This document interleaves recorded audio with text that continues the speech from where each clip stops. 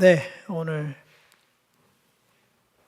나눌 말씀은 가장 큰 계명이라는 제목으로 마가복음 12장 28에서 34절 말씀으로 주님의 은혜 나누겠습니다. 본문 말씀 제가 읽도록 하겠습니다. 서기관 중 한 사람이 그들이 변론하는 것을 듣고 예수께서 잘 대답하신 줄을 알고 나와 묻되 모든 계명 중에 첫째가 무엇이니까? 예수께서 대답하시되 첫째는 이것이니 이스라엘아 들으라. 주 곧 우리 하나님은 유일하신 주시라. 내 마음을 다하고 목숨을 다하고 뜻을 다하고 힘을 다하여 주 너의 하나님을 사랑하라 하신 것이요. 둘째는 이것이니 내 이웃을 내 자신과 같이 사랑하라 하신 것이라. 이보다 더 큰 계명이 없느니라. 서기관이 이르되 선생님이여 옳소이다. 하나님은 한 분이시요 그 외에 다른 이가 없다 하신 말씀이 참이니이다. 또 마음을 다하고 지혜를 다하고 힘을 다하여 하나님을 사랑하는 것과 또 이웃을 자기 자신과 같이 사랑하는 것이 전제로 드리는 모든 번제물과 기타 제물보다 나으니이다.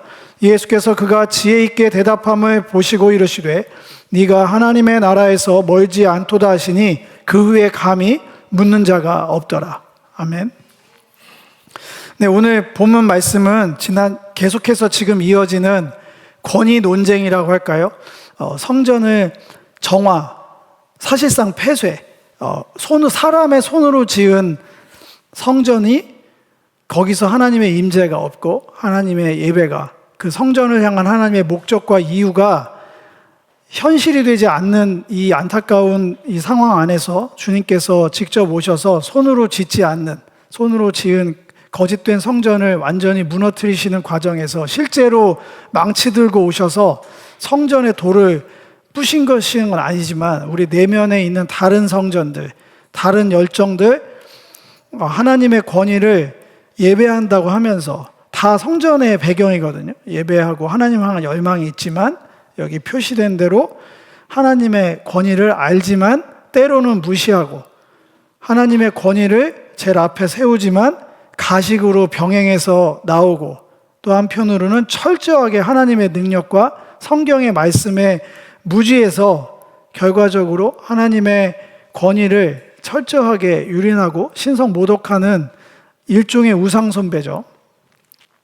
이 안타까운 현실에 대해서 성전의 부서짐, 어떤 게 부서져야 되는지 그리고 어떤 것으로 새로 세워져야 되는지가 십자가의 의미로 가장 극명하게 지금 다르게 해석할 여지도 없이 전해지고 있습니다. 오늘 그것에 대해서 이제 거의 결론과 같은 말씀입니다. 그동안의 과정들을 착실하게 이제 유튜브에도 올려져 있으니까 따라가시면 이 결론에 이르게 됐습니다. 그동안의 상황과는 조금 다르게 새로운 서기관이 등장합니다. 항상 그동안 서기관은 사실상 안티들만 나왔거든요. 예수님 어떻게 해서 책 잡아서 음모로 잡아 죽일까, 그것 거리를 찾는 아주 안티 오브 더 안티들이 서기관으로 대표적으로 등장했는데 오늘 등장하는 서기관 중에 한 사람은 그들이 보낸 사람이 아닙니다. 대부분 여기도 뭐 떠보려고 한 거 아니야? 저도 그렇게 의심이 되고 흐름상 항상 예수님을 칭찬하고 그 예수님이 하신 사역들을 인정하는 것 같으나 그 안에는 무시와 가식과 무지가 섞여 있었는데 이 사람은 그렇지 않습니다. 이 사람은 진실되게 이야기하고 오히려 이 사람의 입을 들어서 예수님께서 행하신 사역과 권위 논쟁의 종지부를 찍는다고 보시면 되겠습니다.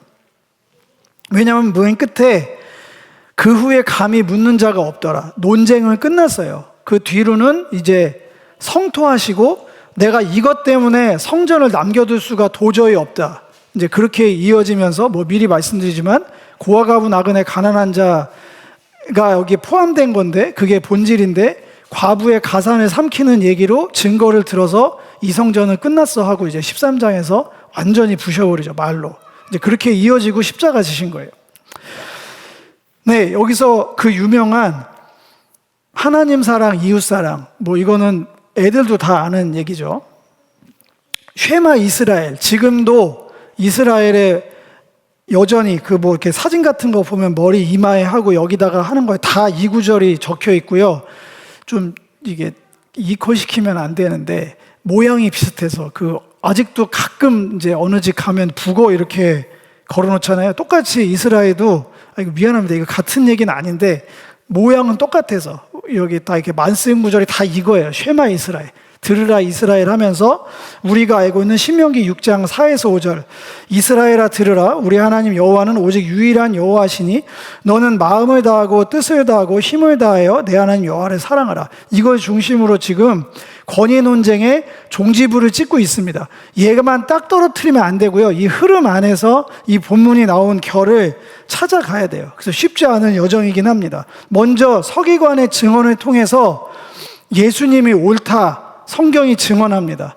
예, 서기관이 안티도 아니고 이 사람도 나름 예수님께 어떠함을 발견했으니까 나와서 개인적인 의견을 얘기한 거지만 이 전체적인 흐름 안에서 이 사람의 입으로 예수께서 잘 대답하신 줄을 알았다. 잘이라고 한 이 칼로스는 흠이 없고 완전하고 예전 구약 제사로 따지면 하나님이 받으심질 할 만한 준비된 이런 여러 가지 뜻을 갖고 있는 거예요. 그러니까 논쟁을 해서 한쪽에서는 잡아주길 음모를 찾고자 했지만 예수님이 왜 성전이 무너져야 하며 우리 안에 있는 무시와 가식과 무지가 왜 하나님과 병행해서 이 예배 안에서 없어져야 되는지 이야기하신 게 다 맞다. 이분이 정답이다. 이분이 말씀하신 게 하나도 틀린 게 없다라고 인정을 하는 거예요. 그리고 나서 예수님의 입을 빌어서 이제 뒤에 얘기가 나온 겁니다. 변론하는 했고 예수께서 잘 대답하신 줄 알고 나와 묻되 모든 계명 중에서 제일 중요한 게 뭡니까? 왜 이걸 물어볼까요? 너무나 당연합니다. 너무나 당연해요. 어떻게 하면 하나님의 마음을 흡족하게 할 수 있습니까? 우리도 관심이 많잖아요. 그러니까 모든 것이 옳은 줄 알고 옳게 말하는 정말 예수라는 존재에게 이 서기관은 묻지 않을 수가 없어요.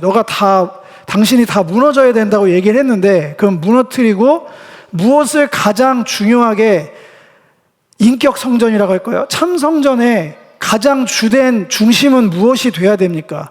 무너뜨리는 게 정답이 아니라고 했잖아요. 제가 몇 주 동안 여러분들은 다 가짜입니다. 다 가식이에요. 저한테 그게 무슨 의미가 있을까요? 여러분들 다 가짜고 가시고 제 얼굴에 침 뱉게 하는 거잖아요. 제가 지금 목회하고 있는 그게 여러분들을 막 찔러갖고 막 무너뜨리고 그게 목적이 아니라 그렇게 정지 작업을 하는 이유는 완전하게 새로 세우려고 하는 거잖아요. 무엇을 중심으로 해서 새로 세워져야 되는가? 예배는 어디에 중심을 두어야 하는가? 우리의 삶은 어떻게 살아가야 되는가가 무시, 가식, 무지가 사라지고 제대로 세팅이 돼야 저도 목양을 하는 거고 주님이 저를 부르실 때 그래도 너 잘했다 얘기를 하시지 엉뚱하게 너 하고 싶은 거 하더라 그냥 너 하고 싶은 대로 얘기하더라 이렇게 하면 저 큰일 나는 거예요 저부터. 그래서 마찬가지로 이분도 다 무너뜨린다고 하셨으니 그러면 뭘 중요시 여겨야 됩니까? 예수님께 묻습니다. 그러니까 예수님이 쉐마 이스라엘로 드러내시는 거예요. 들으라 이스라엘을 하면서 하나님을 마음과 뜻과 정성을 다해서 사랑하라. 근데 이건 되게 중요한 건 아니지만 살짝 틀립니다.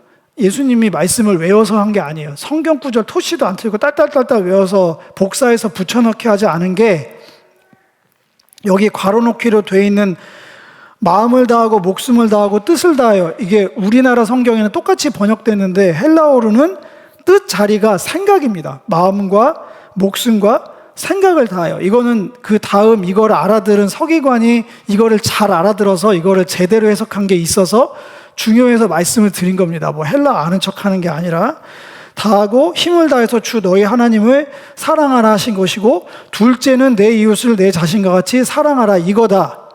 성전을 무너뜨리고 나서 하늘 권위를 무시하지 않고 하늘 권위에 가식적으로 나오지 않고 하늘 권위를 무지하지 않으려면 이 두 가지가 중심 축으로 올라와야 돼서 굉장히 심오한 얘기가 나올 것 같은 줄 알았는데 우리가 다 알고 있는 그 얘기가 나온 거예요.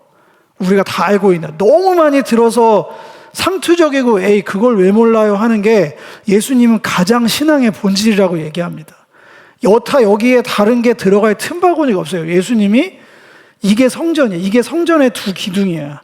이렇게 신앙생활 하는 게 하나님 받으시는 예배고 내가 이 땅에 온 이유고 너네들의 성전을 무너뜨리는 목적이야 라고 얘기를 하셨으면 다 부시고 여기에 다시 집중을 해야 되는 거예요.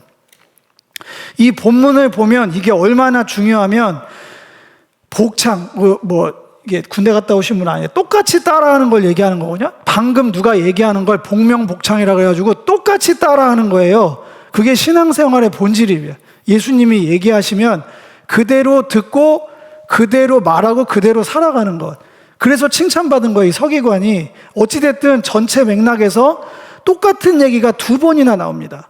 하나님 사랑하고 이웃을 사랑하라 예수님이 얘기하니까 이 사람이 그게 맞습니다. 하나님 사랑하고 이웃을 사랑하는 게 가장 중요합니다. 이러면서 복명복창을 합니다. 이거는 의미심장한 거예요. 예수님이 얘기하시고 서기관이 받아냅니다. 가장 중요한 두 본질을 두 번이나 강조하고 있는 거예요. 우리한테. 예수님은 생각으로 바꿨고요. 이거를 들은 서기관은 눈앞에서 그 얘기를 싹 바꿉니다. 깨달음으로. 한글 성경에는 지혜를 다하고라고 바꿔 말했거든요. 예수님이 좀 전에 그렇게 얘기 안 했어요. 생각을 다하고라고 얘기했는데 이 사람이 지혜를 다해서 하나님을 사랑하고 이웃을 사랑하라고 하는데 예수님이 왜 너 내가 얘기한 거 왜 토시대로 얘기하네라고 하지 않았어요. 그런 거 아닙니다. 무슨 가로놓기 해서 무슨 내가 말한 거 그대로 뭐 점까지 다 우리 가끔 그런 거 시험 보잖아요. 깜지 시험 해갖고 똑같이 따라하세요.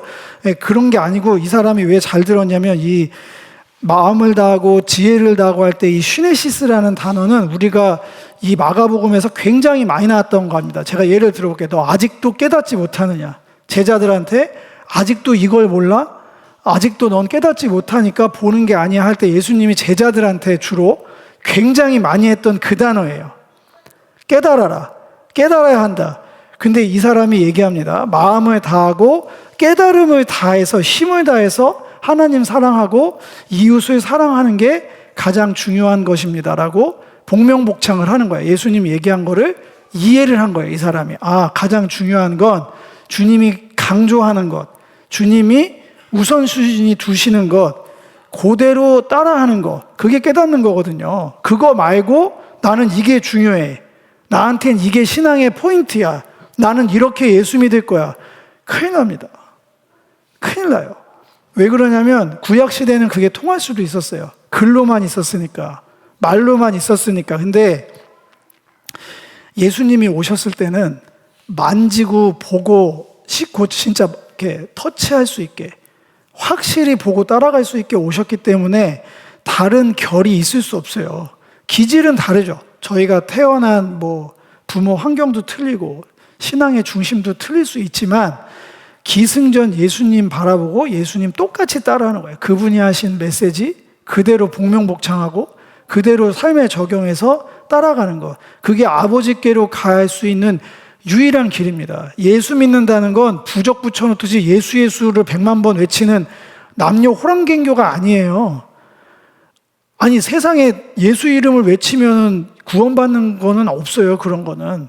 예수를 믿는다는 거의 참된 의미는 예수님과 온전히 교제하는 것, 이제 그걸 더 이제 풀어드릴 건데, 그분만 바라보고 그분만 따라해야 돼요.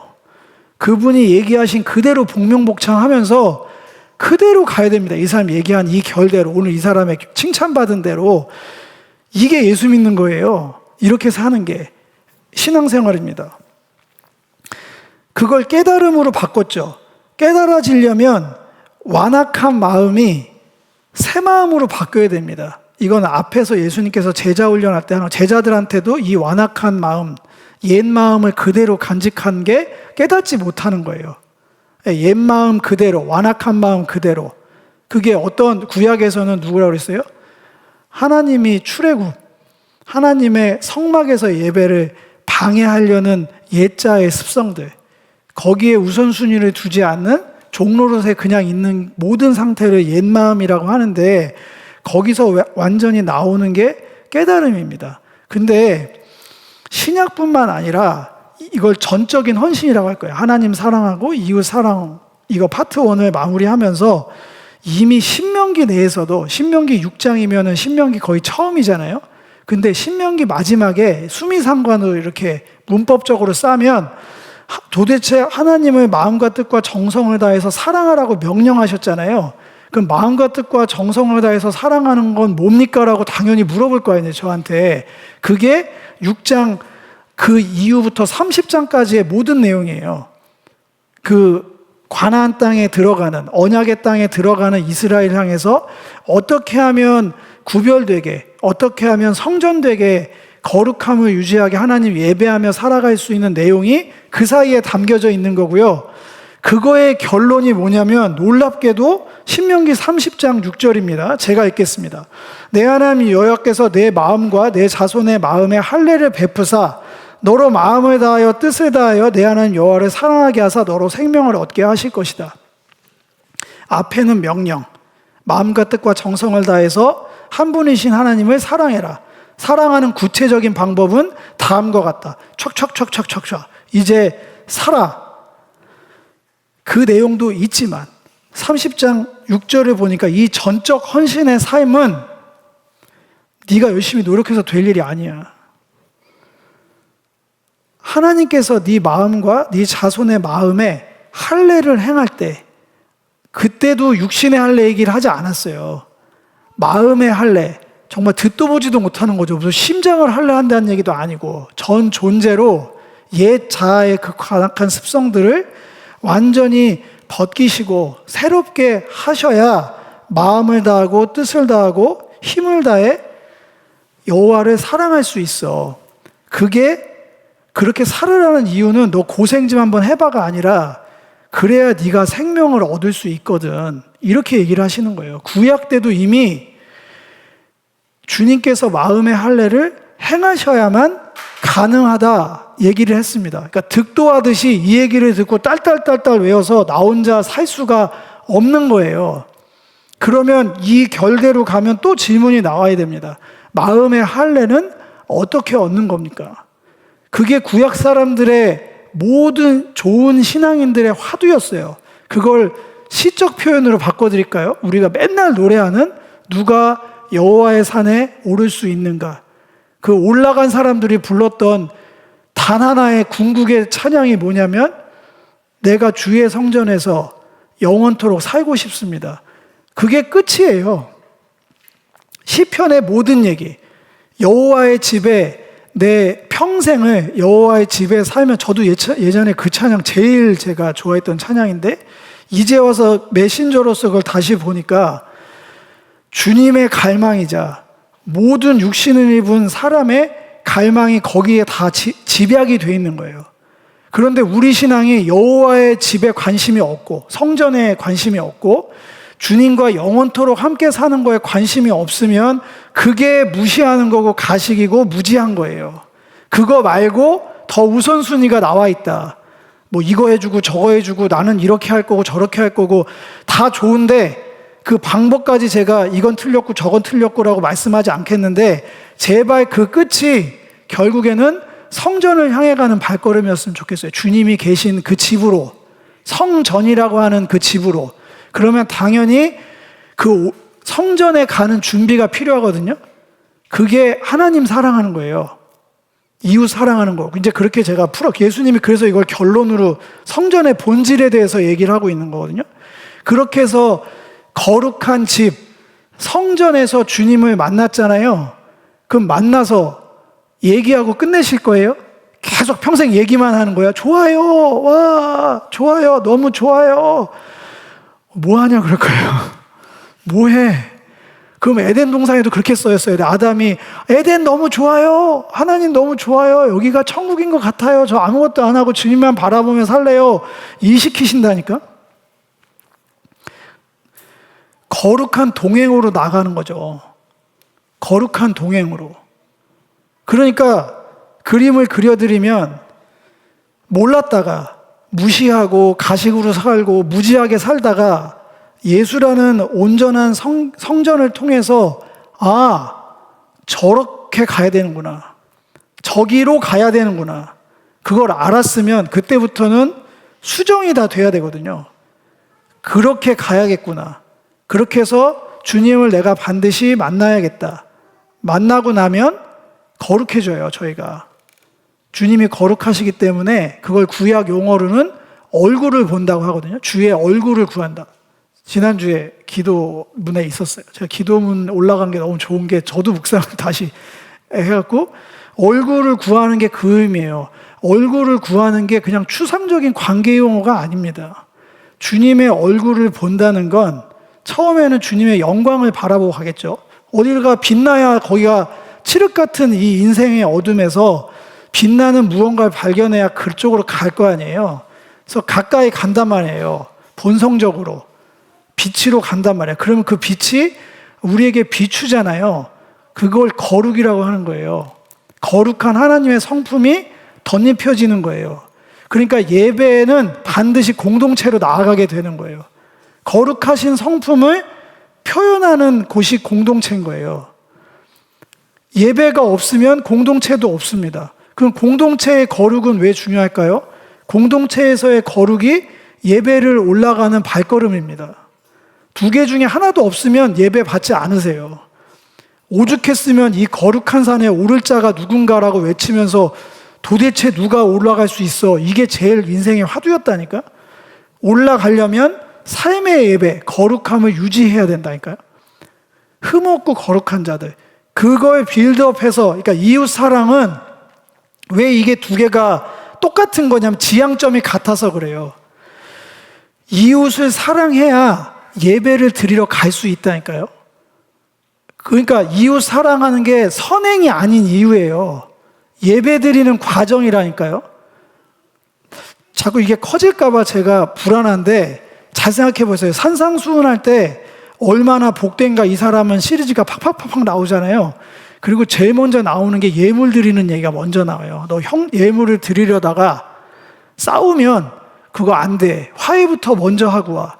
그게 왜 제일 먼저 나올까요? 에덴에서 쫓겨나자마자 창세기 4장에 제일 먼저 나오는 게 예배 얘기입니다. 예배의 화두가 형제 사랑이잖아요. 한 번도 변한 얘기가 아니에요. 크게 보시라니까. 우리가 등한시하는 거, 고아가부 나그네 가난한 자 홀대하잖아요. 여기서 24시간을 들이시든 평생 여기서 사시든 하나도 안 받아요. 자격이 안 되거든요. 그러면 또 율법주의냐고 얘기하겠죠. 또 저한테 율법주의입니까? 예수님이 얘기하신 거잖아요. 이웃을 사랑하라고.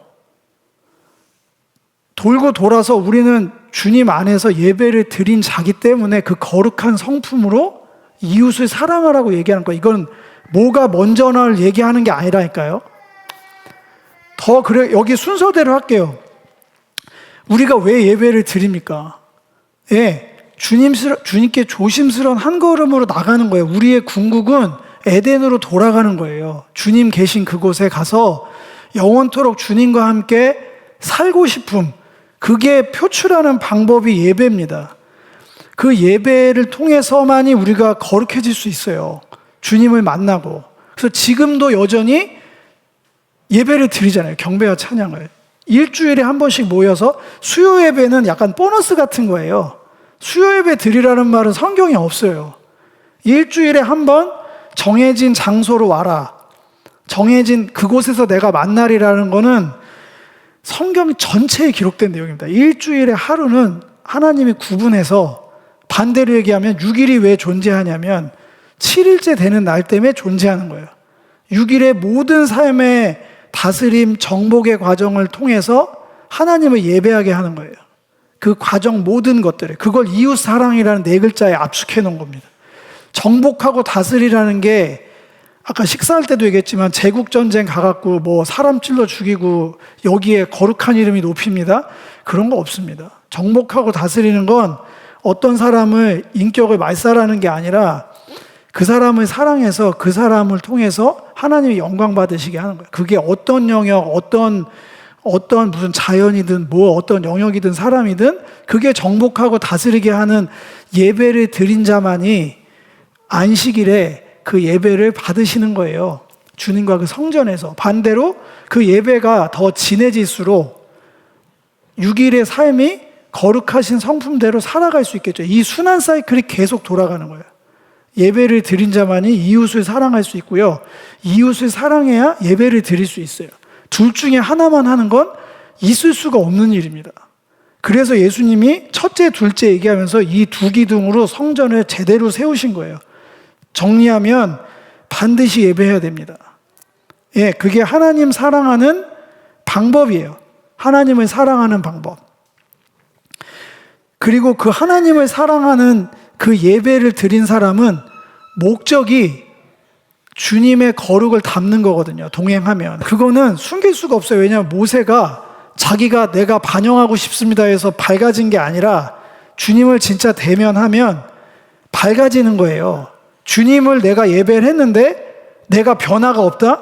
그러면 둘 중에 하나가 더 말이 안 되는 게, 그러면 주님보다 내 다크함이 더 세다는 얘기거든요. 저는 그거 인정해 드릴 수가 없어요.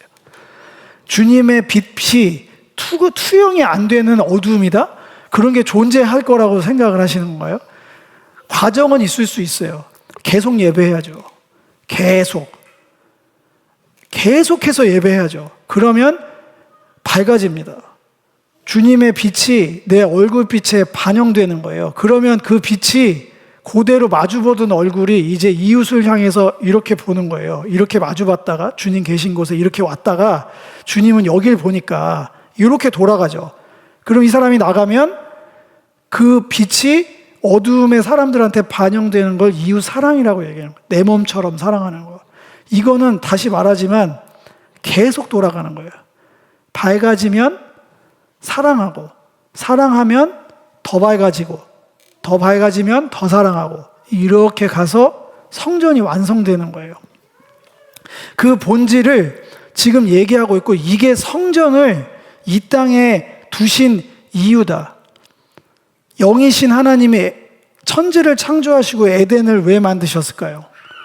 왜 거기서 말 안 들어서 쫓겨난 그들을 향해서 그들이 에덴 밖에서 성전 예배드리면서 만나주세요.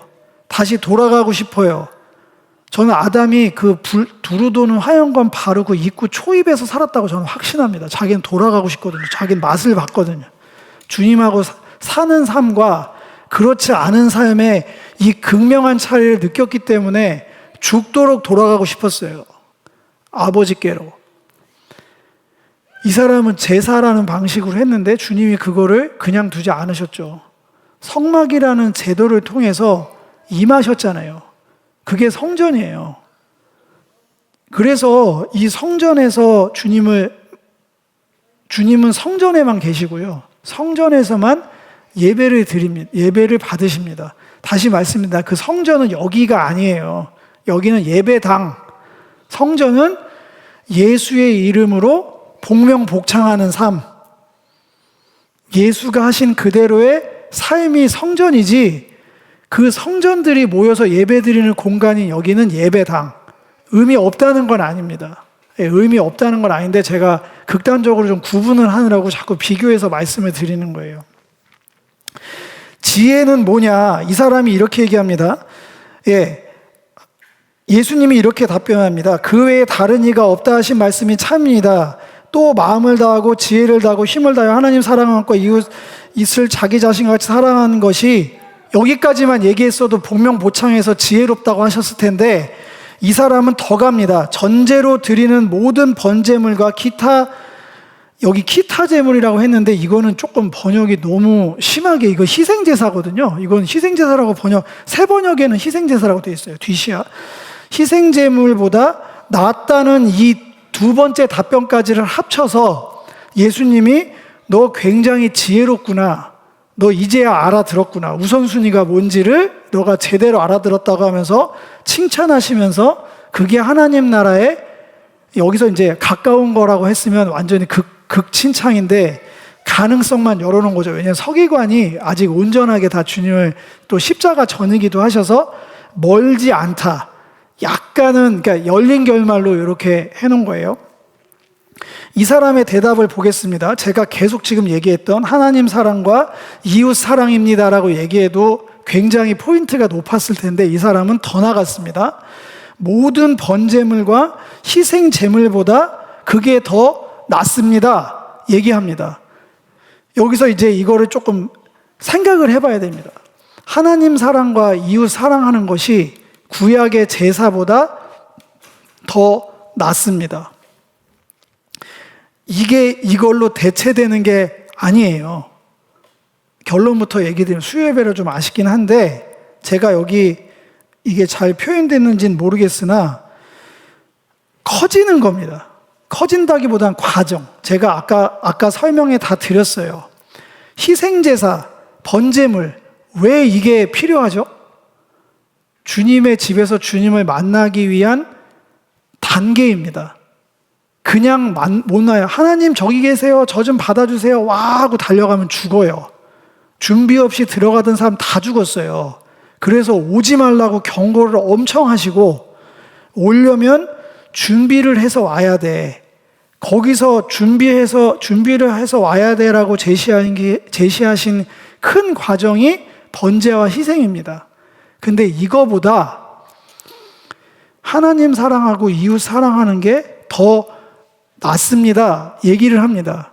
이거는 후지고요. 이것만 좋아요가 아니고요. 당연히 이건 의미 있습니다. 의미가 있어요. 이 제사제도. 왜 의미 있어야만 하냐면 예수님의 공생의 모든 것은 번제와 희생제사였어요. 십자가까지가.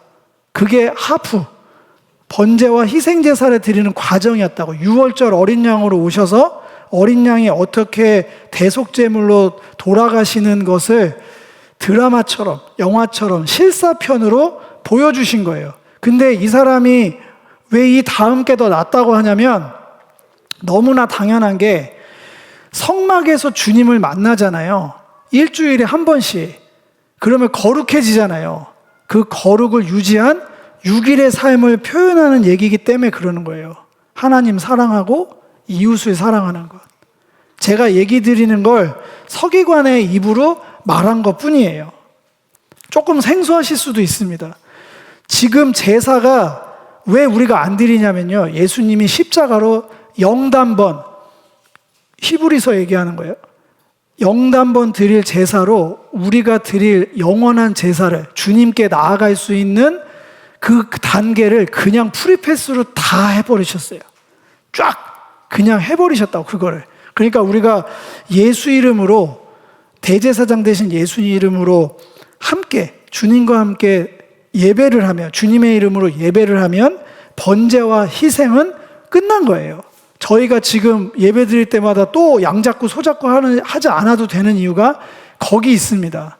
그러니 우리에게 이제 남은 거는 예수의 이름으로 일주일에 한 번씩 예배 드린 우리들에게 주어진 더 나은 삶, 주님하고의 거룩한 동행을 펼칠 수 있는 기회가 이웃을 사랑하는 거예요. 이웃을 내 몸처럼 사랑해 가는 것. 이건 옵션이 아니고요. 예배 드리는 자의 증거입니다. 내 예배를 받으심의 증거예요. 내가 예배를 드렸는데 이웃을 사랑하지 않는다?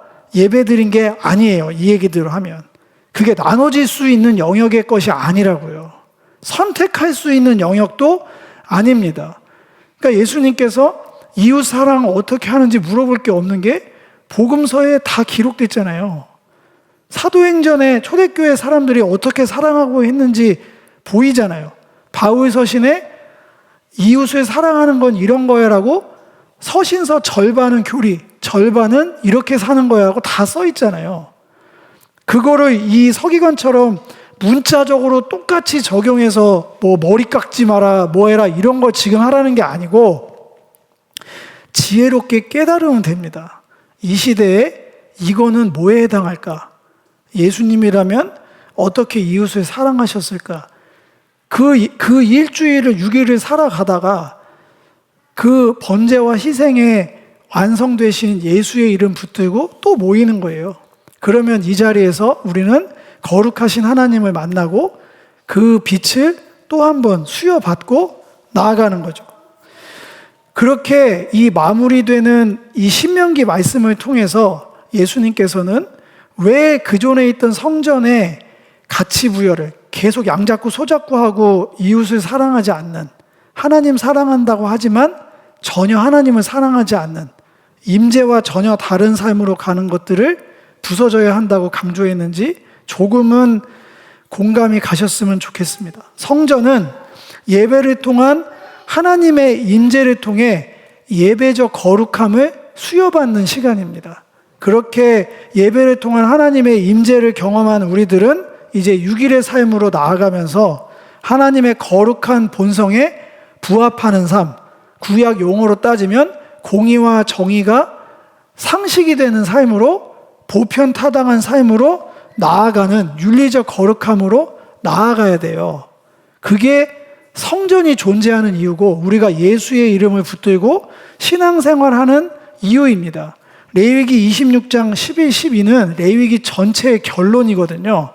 레위기가 제사들이라고 우리는 제사법만 읽다가, 이거 농담인데 성경 1독 프로그램이 어디서 멈추냐면 레위기 한 3장 정도가 멈추잖아요. 다 그래서 거기만 새카맣잖아. 읽어보면은 와 진짜 재밌다. 출애굽기 막 하다가 그 뒤부터 점점 안드로메다 가다가 레위기에 뭐 잡고 하다가 나는 여기까지입니다. 주님 내년에 다시 만나겠습니다. 그 새카만 거는 결론이 아니고요. 레위기의 결론은 레위기 26장 11, 12입니다. 한번 읽어보시겠습니까? 시작.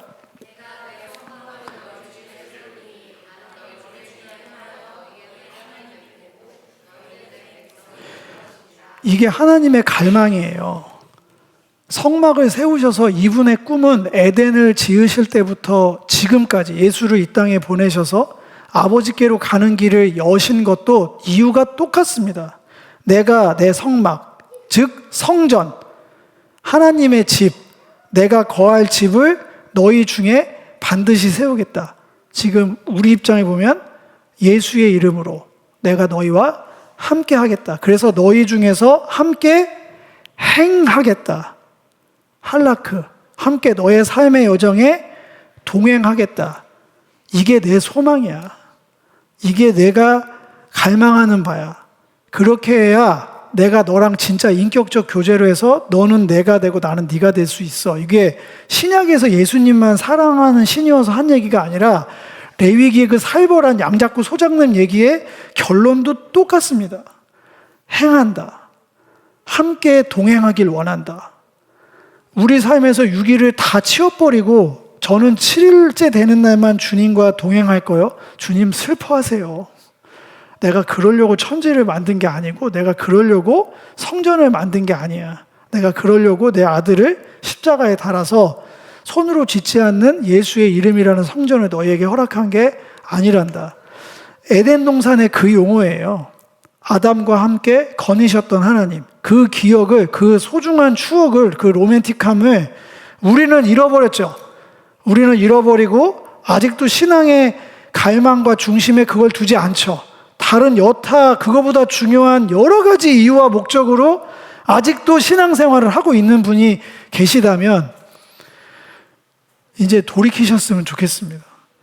제가 이 큰 단위 얘기로 계속 얘기를 하는 게 내 죄를 위해서 돌아가셔서 아이고 하는 게 은혜되거나 신앙이 좋은 게 아니라니까요. 주님이 뭘 원하시냐면 여기 써 있는 그대로 얘기하겠습니다. 우리랑 영원토록 함께 동행하는 삶을 원하세요. 예배 드릴 때만 반짝 그런 거 말고 내가 너희 중이라 하면 공동체 안에서 너희의 삶의 모든 영역, 모든 시간마다 함께 동행하길 원한다. 그게 너가 내 백성이 될 수 있는 유일한 길이고 내가 너의 하나님이 되는, 이걸 요새 용어로 바꾸면 이게 인격적 교제인 거예요. 다른 교제가 없어요. 다른 방법이. 그러니까 인격적 교제를 그렇게 하길 원하시면 거룩한 동행을 하려고 컨디션을 맞춰 가시면 돼요. 내가 어떻게 하면 하나님의 거룩하신 하나님과 동행할 수 있을까? 그게 키워드가 되면 삶의 질서가 잡힐 겁니다. 질문이 줄어들 거예요. 이건 해도 돼요? 이건 하면 안 돼요? 그걸 저한테 왜 물어보시죠? 제가 그걸 어떻게 알아요? 19금 어디까지 보면 되나요? 그걸 제가 어떻게 알아요? 저는 한 가지만 얘기할 거예요. 거룩하신 하나님과 동행하는데 지장 없으면 다 해. 기준을 제가 정하는 게 아니잖아요? 너의 일주일의 삶이 하나님께서는 이 모든 천지 만물을 너에게 맡기셨고 특별히 고아가부 나그네 가난한 자들, 그분의 마음이 거기 있으니까 그들을 향한 마음을 주셨는데 그거는 아무 상관없고 아직도 이거 해도 되나요? 안 되나요? 뭘 얼만큼 더 드리면 되나요? 이게 얼마나 포인트가 어긋난 얘기입니까? 이게 지난 몇 주 동안 얘기한 하나님을 철저하게 무시하고 철저하게 가식적으로 신앙생활하는 거고 철저하게 하나님에 대해서 모르는 거예요. 하나님 마음은 다시 말합니다. 여러분의 삶의 모든 영역에 거룩한 동행을 원하세요. 그러니까 우리는 전적으로 예배의 자리로 나와야 됩니다. 이거 그냥 뭐 주일날 출석하세요가 아니고요. 주님과 인격적 교제를 하기 원하시면 예배의 자리로 나와야 돼요. 제가 수요 예배까지 나오라는 얘기는 안 하겠습니다. 이 영상 보시는 분들한테도 그건 성경에 없으니까. 근데 이거는 더 저희가 주님께 점검받기 위한 아주 좋은 기회로 쓰시는 거니까 다 또 반대로 얘기하면 수요 예배 오신 여러분들 축복합니다. 너무 좋은 거에 택하셨습니다. 근데 일주일에 한 번은 철저하게 구분해서 반드시 하나님의 얼굴만 구하는 시간이 있어야 됩니다. 교회에서 입을 열어서 찬양하는 것도 너무 중요하고요. 자녀의 마땅한 반응이에요. 돌들도 찬양하게 한다니까. 그 입 다물고 계시면 너무 세게 말한다. 그러니까 와서 묵상하거나 구경하는 감상하는 자리가 아니에요. 여기는 전적으로 입을 다 열으셔서 온몸으로 반응하여서 반응해야 돼요. 주님 앞에서에. 그렇게 안 하면 돌들로 대체된다니까. 심플하게 아브라함 자손이라고 우기지 마. 이거 예수님이 하신 거다. 나 돌들로도 다 찬양받을 수 있는데 돌만도 못한 예배 드리지 마시고 전심으로 반응하셨으면 좋겠어요. 온 육감을 다 열어서 흐트러뜨리면 안 됩니다. 내가 여기 왜 앉아 있는가? 내가 여기 왜 왔는가? 주님의 얼굴이라니까 진짜 어떻게 생겼나? 눈은 여기 달려. 이런 것도 하지 말고 나 하도 겁이 나. 이제 뭐 얘기를 못 하겠어. 그래서 주님이 어떻게 생겼나 보길 원하면 이렇게 기도하지 말고 그런 건 없어요. 어떻게 하면 주님과 동행할 수 있겠습니까? 어떻게 하면 제가 주님을 더 알 수 있겠습니까? 거기에 완전히 몰입해서 가사가 여기 띄워주잖아요. 노래 잘 부르라고 가사 띄워드리는 게 아니고 가사 의미 부여하시면서 곡조에 실어서 기도하는 마음으로 저도 지금 제가 솔직히 말할게요. 저도 연습하면서 하고 있어요. 저도 잘못하면 흩어져요. 심지어 앞에서 할 때도 집중이 떨어질 때가 있어요. 이런 얘기는 하면 안 되는데 제가 너무 질이 떨어져서 그냥 셀프 저도 처절하게 집중하려고 애를 쓰는 거예요. 그래서 제가 임내하면서 예배로에 초대할 때 저도 레드선을 하는 거예요. 제발 저에게도 의미 있는 시간이 되길 원합니다. 뿐만 아니라 저를 통해서 여기 회중 모두가 온전히 하나님만 좀 묵상하고 바라보고 갈망했으면 좋겠습니다. 그게 노래를 통하든 메시지를 통하든 기도 시간이든 봉헌이든 방법은 상관이 없겠는데 제발 전심으로 주님을 또 찾게 도와주세요. 그래야 나가서 뭘 하나라도 거룩한 동행을 의식이라도 하지. 그렇게 안 그러면 여기 나가는 순간 그냥 끝이에요. 제가 왜 시험 들었다고 했나? 오늘 좀 사설이 길어. 제가 왜 잃어버린 10년이 된 줄 알아요? 초등부까지만 다니고 왜 중고등부를 안 다녔게요? 대개 주의 나라 하면서 그 옆에 아저씨가 동네 아저씨거든요. 저희 펑펑 울면서 한 10,000명 되는 교회였거든요. 와 진짜 장난 아니에요. 그 전율이 그 막 영원히 하면 그 막 한 100명 정도 되는 콰이어 막 하면 진짜 눈물이 주차장에서 쌍욕을 하는 걸 보고 제가 완전 이게 갔어요. 한 진짜 5분 전에 제가 옆에 있던 아저씨인데 주차장 봉사하면서 18이 막 나가는 걸 보고 이게 완전히 제가 나가버렸거든요. 도저히 제 어린 마음에 이게 혼란스러워서 그 뒤로부터 제가 주일날 안 나가면 저주받는다니까 그거에 겁나가지고 지옥 갈까봐 주일날 나가긴 했는데 맨날 기둥 뒤에서 이러고 앉아가지고 아이고 오늘 설교 준비 해왔네 막 이러고 있었다니. 계속 설교 평가하고 저 혼자 이러고 한 몇 년을 다녔어요. 10년인가? 되게 10년은 아니구나. 한 7, 8년을. 그 계기가 반대도 있어요. 반대는 왜 돌아갈게요? 뭐 주옥 같은 메시지 때문에 돌아온 줄 아세요? 지금 이원영 선교사님 비롯해서 몇몇 분들한테 저한테 도저히 이해 안 되는 삶을 봤거든요. 도저히 계산이 안 되는 이해할 수 없는 거룩한 동행을 하는 것 같이 보이는 그게 쇼였는지 제 눈에 콩깍지인지는 모르겠으나 그때 당시 저한테는 나도 예수를 믿고 나도 이렇게 치열하게 하고 있는데 왜 저 사람은 다르지? 진짜 이해가 안 된다. 아니 어떻게 전 삶으로 저렇게 반응을 하며 나가지? 도저히 이해가 안 돼서 저를 다시 돌아보면서 돌아왔다니까요. 그러면서 생각해보니까 말씀을 한 번도 읽은 적이 없는 거예요. 설교만 들었지. 그래서 제가 그때 성경책을 샀어요. 제 돈 주고. 저 집에 저희 어머니가 목회자여서 몇십 권씩 굴러다녔거든요. 근데 언제만 성경을 읽었냐면, 양심 고백하면 그 수련회나 뭐 이런 데 갈 때 암송 안 하면 밥 안 주잖아요. 그때 딸딸딸 외우고 뭐 일독하면 뭐 주고 하면은 안 하면 안 되잖아. 또 목사 아들인데. 그래서 의무로 하고 했지 내가 진지하게 처음부터 끝까지 읽어본 적이 없더라고요. 그래서 그때부터 이게 여기까지 온 거예요. 10대 후반, 20대 초반인 것 같은데 그러고 지금 여기까지 온 거예요. 그때부터 이게 된 거라 뭐 얘기하다가 제가 안 하던 행동을 하면 안 되는데 그래서 전심으로 예배해야 된다. 돌들도 참 거기서 그러니까 그렇게 전심으로 예배를 드리신 분들에게 권면하는데 예배의 목적은 거룩한 삶으로 나아가기 위해서 또 예배 드리는 거예요.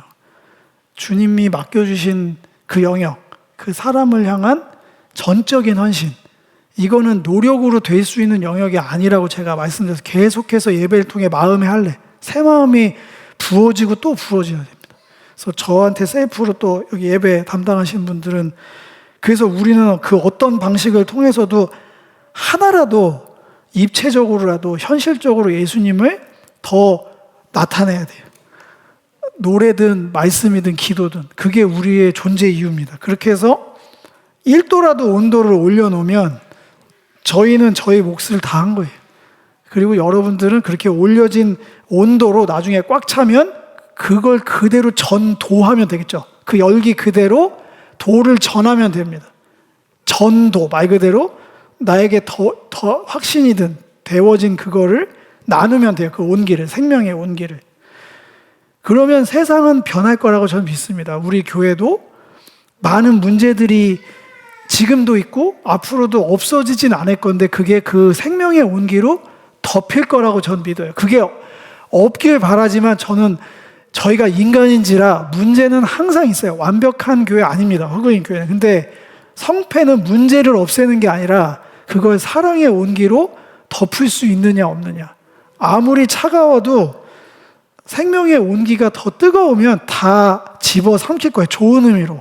그게 컨슘하면 되는데 이 차가움이 우리 예배의 불보다 더 세지면 쉽지 않을 거예요. 흑인 교회도. 그냥 우리가 저 교회 이해가 안 돼 하는 교회랑 똑같이 내려갈 겁니다. 저는 내려가길 원치 않습니다. 끝까지 여호와의 산에 올라갈 자, 구약 용어로 해서 죄송한데 아버지께로 가는 예수님이 생명의 살 길로 활짝 열으셨다고 했으니까 그냥 내리달려서 부활 생명으로 갈 수 있기를.